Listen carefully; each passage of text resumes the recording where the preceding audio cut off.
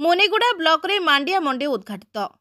रायगड़ा जिला मुनिगुड़ा ब्लॉक अंतर्गत कुमुड़ाबाली ग्राम पंचायत पद्मपुर ग्राम एपीओ मुनिगुड़ा कृषक उत्पादक संगठन अनुकूल और श्री अन्न अभियान आत्मा रायगड़ार सौजन्य आज मांडिया मंडी उद्घाटित हो जाइए।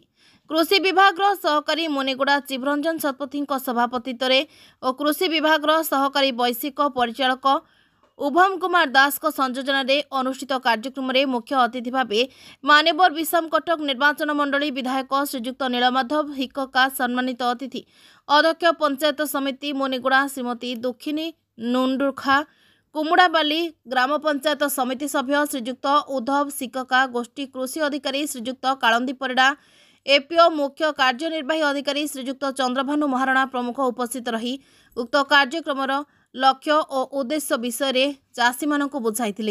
प्रथमे मुख्य अतिथि विषम कटक विधायक नीलमाधव हिक्का फिता काटी यह कार्यक्रम को शुभ उद्घाटन करने सह पुष्पमाल्य अर्पण कर यह कार्यक्रम मंगल मनासी।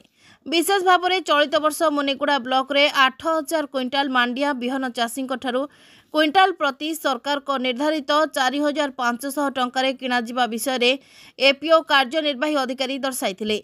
परवर्ती समय रे मुख्य अतिथि श्रीजुक्त नीलमाधव हिक्का निजकू जड़े प्रथमे चाषी भाव में संबोधन करने सह कृषि विभाग समस्त सरकारी योजना अधिकारी द्वारा सठिक उपयोग होगा सह किभली चाषी मानक निकट में पहुंची पारिबो और यार प्रकृत लाभ हिताधिकारी माने किपरि पाई परिबे से विषय आलोचना करथिले। एही कार्यक्रम में मुनिगुड़ा ब्लॉक सभापति नीलांबर विभार मुनिगुड़ा ब्लॉक विधायक प्रतिनिधि मानस बेहरा अन्यमानक मध्य कृषि अध्यक्ष दर्शक प्रकाश चंद्र बेहरा सुभाष प्रास्का हरेकृष्ण बेहरा जगन्नाथ पीड़िकाका सह रामचंद्र पीड़िकाका अनंत पीड़िकाका उपस्थित रही यह कार्यक्रम में पूर्ण सहयोग करथिले। मुनिगुड़ारू रजत त्रिपाठी रिपोर्ट फोटो न्यूज।